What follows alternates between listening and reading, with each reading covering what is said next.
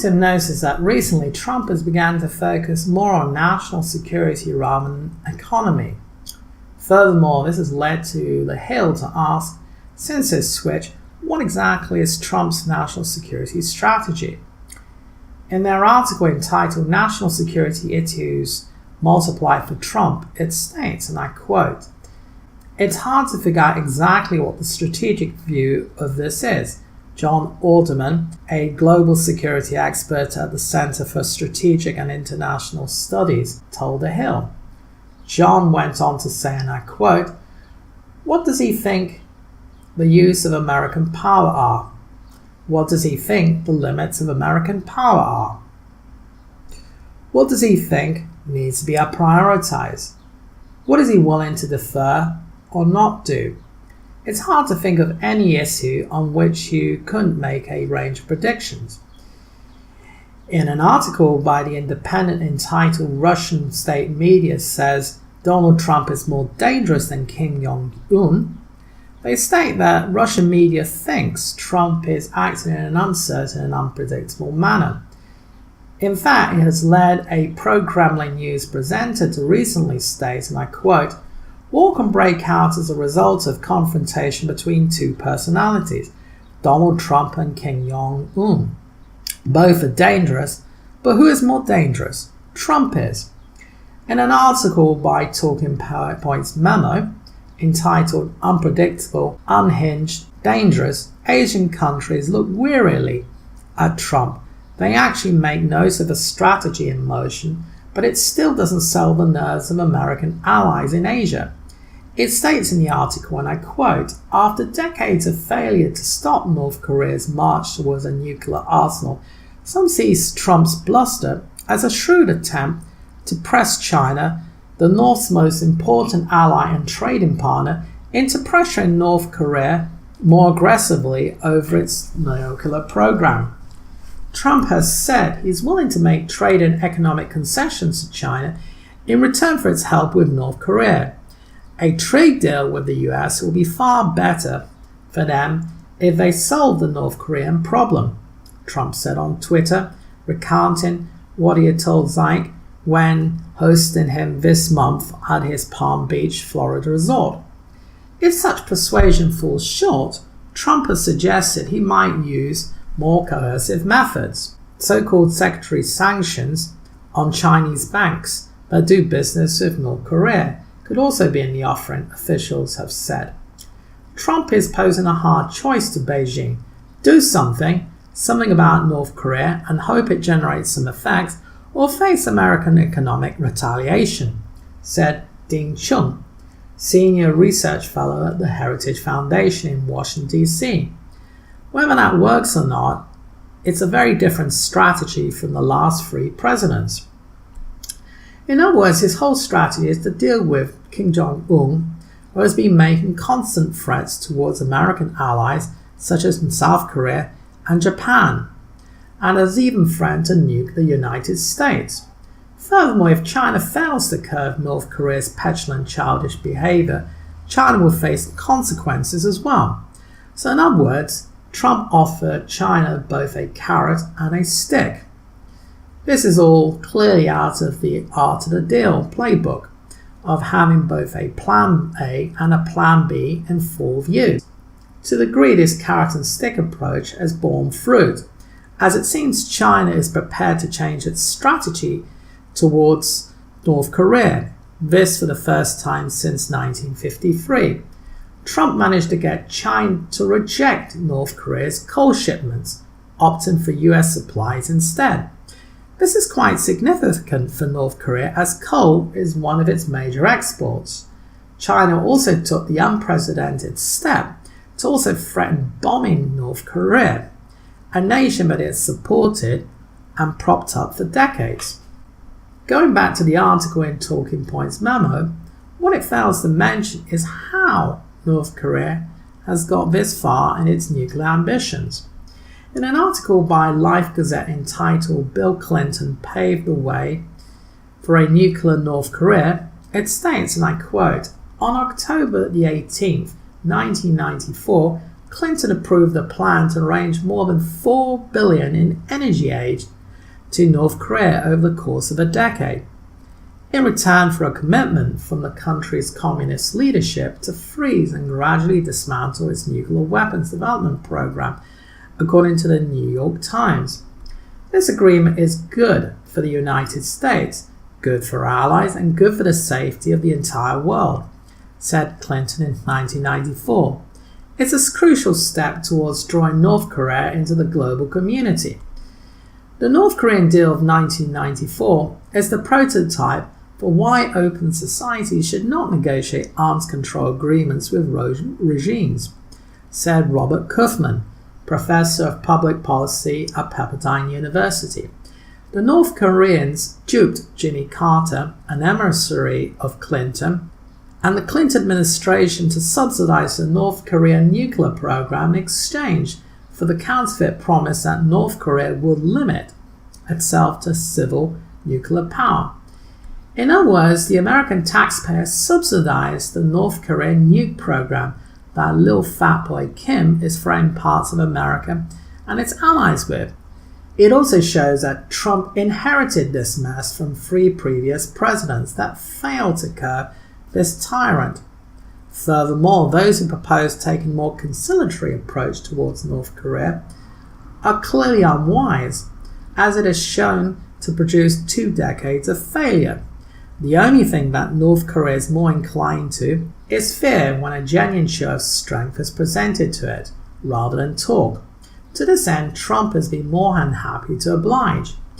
In a recent video where I made the case that Trump bombing Syria was a Machiavellian move where he met a forced flag with a forced response, I also made the case that the massive firework display was not for Assad's benefit, but rather for both China and North Korea.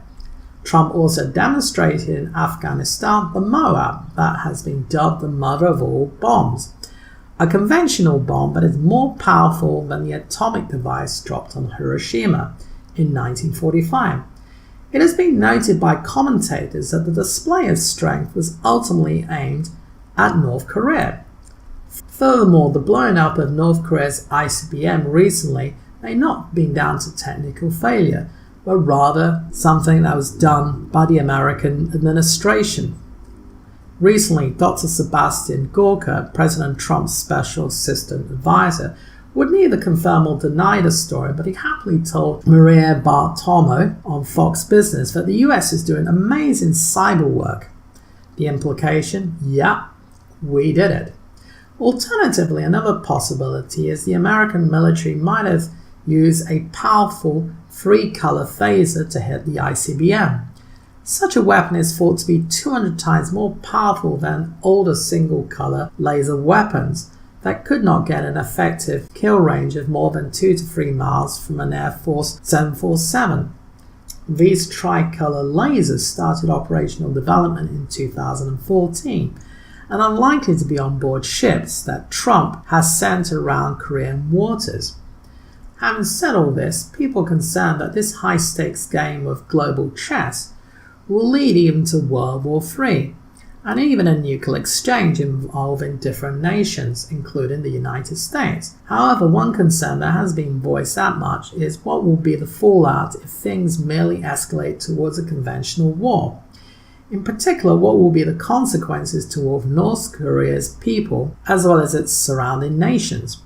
When one takes a step back to ponder this concern, it becomes easy to understand some of the rhetoric of Trump being dangerous, held not only by both allies and foes in the Asian region.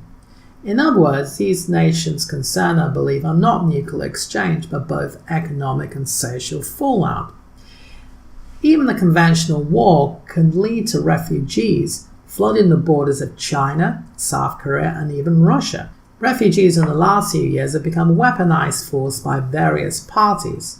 The globalists, including Peter Sutherland, the EU, and in particular Angela Merkel, working with ISIS, have invited such individuals to the West in the short term to create voting blocs more inclined than the indigenous population to advocate increasing levels of welfare that benefit individuals like George Soros, as governments borrow more from banks to pay migrants in their countries to be unproductive. In the long term, the plan is for refugees in the West to cause chaos and in the process to destroy both the nation-state and individual European identity. Russia last year entered the war directly in Syria and started to destroy ISIS in a significant manner. However, Putin by now could have destroyed both the whole of ISIS as well as other Islamic groups operating within Syria. After all, none of these Islamists have any significant weaponry to match Russian firepower. All they have are trucks and hand weapons. Think about it.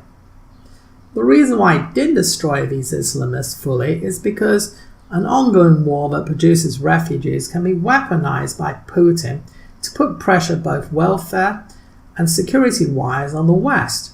In other words, Putin and others are using refugees as leverage against the West. Shrewd operators such as Turkey's Erdogan have even gone to the extent of extorting monies from the EU in return for not releasing millions of refugees into Europe. A threat that he was prepared to make good on recently, where some in the West criticized him for canvassing the Turkish diaspora in Europe for their vote to make him effectively a dictator of the new Ottoman Empire. He stated that the streets of Europe would not be safe around the time of the Westminster Islamic attack recently. Furthermore, countries like China, South Korea, and Russia are keen that matters do not escalate even to a conventional war because they know that refugees will come flooding into their borders. This is why the left in South Korea is likely to benefit from the situation when it comes to the election on May the 9th this year. According to the Business Insider, and I quote, "If elected, Moon, 64, is expected to soften South Korea's policy towards North Korea, possibly delay deployment of a US anti-missile defense system that has enraged China."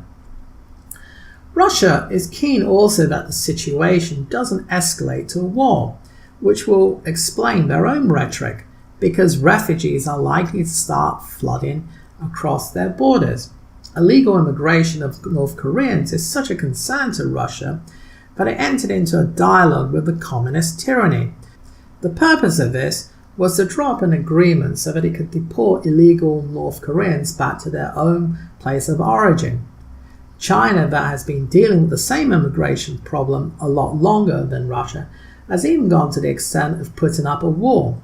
Evidently, the Chinese believe walls are more useful than bridges. If war comes, it is likely to make the matters worse for all three nations. This potential scenario would not have escaped Trump's attention and forms another piece of leverage that he can deploy towards all three nations to disarm North Korea of all its nukes. Another potential concern for surrounding nations if matters escalate is how they will obtain North Korea's mineral resources. A country in chaos will not be able to supply either Russia or China with coal or rare earth metals.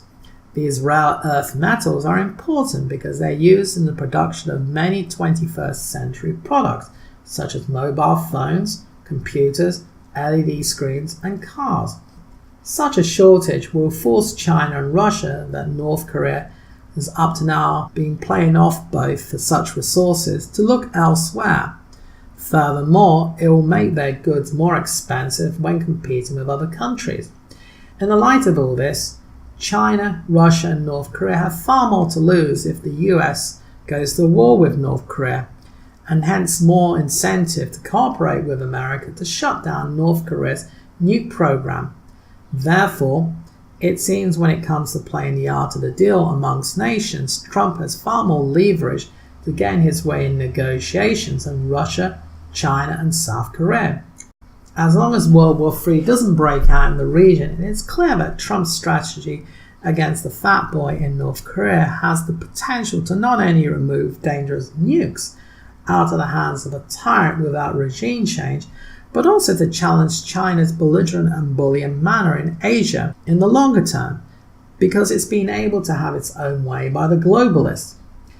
If you recall, Trump said repeatedly on the campaign trail to the White House that China is treating America like chumps. I don't think anybody in Asia believes America under Trump is a chump anymore.